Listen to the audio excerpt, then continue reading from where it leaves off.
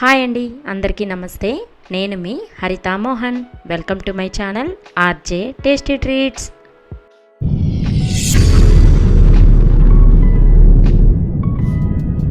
ఈరోజు మీరు చూడబోయే రెసిపీ హైదరాబాదీ స్పెషల్ మిర్చి కా సాలన్.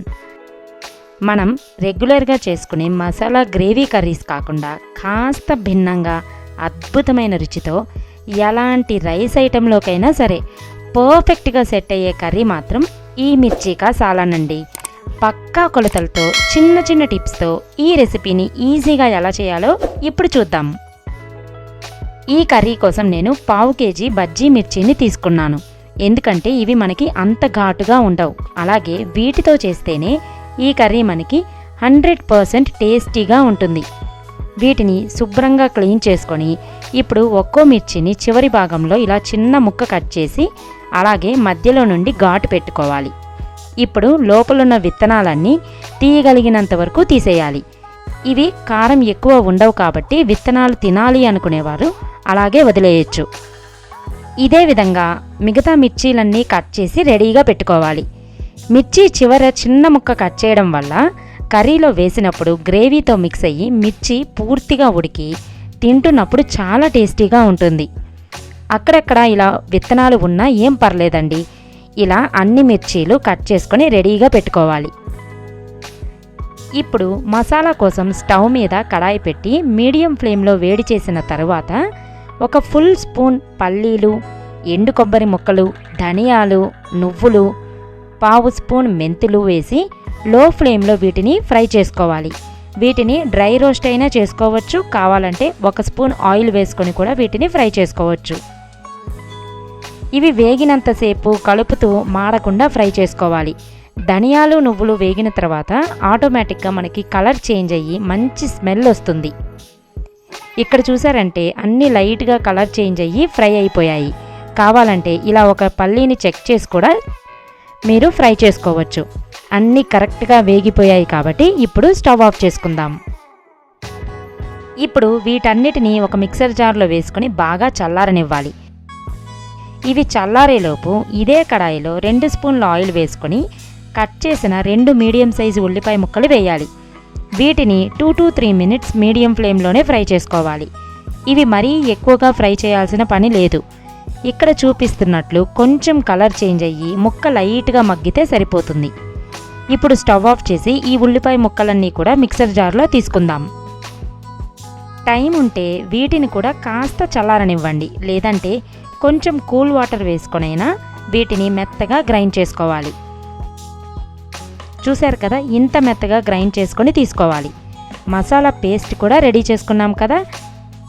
ఇప్పుడు ఇదే కడాయిలో ఉల్లిపాయ ముక్కల కోసం వేసిన ఆయిల్ కాస్త ఉంది కాబట్టి ఇప్పుడు 4 నుంచి 5 స్పూన్ల ఆయిల్ వేసుకోవాలి.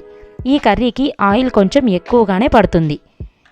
దీన్ని కూడా మీడియం ఫ్లేమ్లో బాగా వేడి చేసుకొని కట్ చేసి రెడీగా పెట్టిన మిర్చీలన్నీ వేసుకోవాలి. ఈ మిర్చీలకి తొడెం ఉంచినా తీసినా పర్లేదు, ఉంటే తినేటప్పుడు మిర్చిని పట్టుకోవడానికి ఈజీగా ఉంటుంది. ఇప్పుడు మీడియం ఫ్లేమ్లోనే వీటిని కేవలం 2 to 3 minutes పాటు ఫ్రై చేసుకోవాలి. ఇలా వీటిని ఫ్రై చేసి వేయడం వల్ల ఈ మిర్చిని అన్నంలో తినేటప్పుడు చాలా రుచిగా ఉంటుంది. అలానే కర్రీలో చాలా ఫాస్ట్గా ఉడుకుతుంది. 3 minutesకి మిర్చీలు అక్కడక్కడ లైట్గా ఫ్రై అయ్యాయి కదా. ఇప్పుడు స్టవ్ ఆఫ్ చేసి వీటిని వేరే ప్లేట్లోకి తీసుకుందాం. ఇందులో ఆల్రెడీ ఆయిల్ అలాగే వేడిగా ఉంది కాబట్టి ఇక ఆయిల్ వేయకుండా ఇప్పుడు 1/2 స్పూన్ ఆవాలు, 1/2 స్పూన్ జీలకర్ర వేసి ఇవి ఇలా చిట్లిన తర్వాత ఒక చిన్న ఉల్లిపాయని ఇలా సన్నగా కట్ చేసి వేసుకుందాం. వేరే పోపు దినుసులు ఏమీ అవసరం లేదండి. వీటిని కూడా మీడియం ఫ్లేమ్లోనే బాగా ఫ్రై చేయాలి. ఇవి వేగుతున్నప్పుడే ఫ్రెష్గా చేసుకున్న అల్లం వెల్లుల్లి పేస్ట్ 1 స్పూన్ వేసి ఇది కూడా పచ్చివాసన పోయేంత వరకు ఫ్రై చేయాలి. చివరిగా 2 రెమ్మల కరివేపాకు వేసి 1 నిమిషం పాటు ఫ్రై చేయండి. అన్నీ వేగిన తర్వాత గ్రైండ్ చేసిన మసాలా పేస్ట్ని కూడా వేసుకుందాం. ఇదంతా పోపుతో కలిసేలా బాగా కలుపుతూ ఫ్రై చేయాలి. ఫ్లేమ్ని మాత్రం మార్చకుండా కర్రీ కంప్లీట్ అయ్యేంత వరకు మీడియం ఫ్లేమ్లోనే పెట్టుకోవాలి. ఇలా కలిపిన తర్వాత 1/2 స్పూన్ పసుపు, 2 నుంచి 3 స్పూన్లు కారం, అర స్పూన్ గరం మసాలా, రుచికి సరిపడా ఉప్పు కూడా వేసి ఈ స్పైసెస్ అన్నీ కలిసేలా బాగా కలపాలి. ఇలా కలిపిన తర్వాత ఒక 2 నిమిషాలు దీన్ని ఇలాగే వేగనివ్వాలి.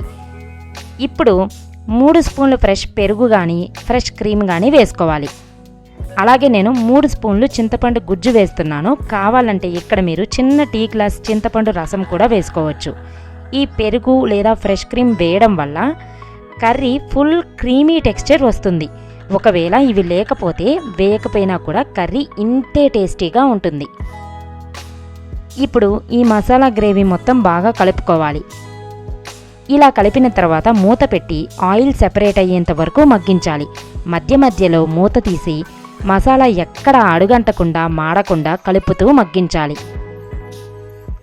ఆయిల్ ఇలా సెపరేట్ అవ్వడం స్టార్ట్ అయ్యాక ఒకసారి బాగా కలిపి ఇప్పుడు 300 ml వరకు వాటర్ వేసుకోవాలి. అంటే సుమారు 1.5 గ్లాసు వాటర్ వేసుకోవాలి.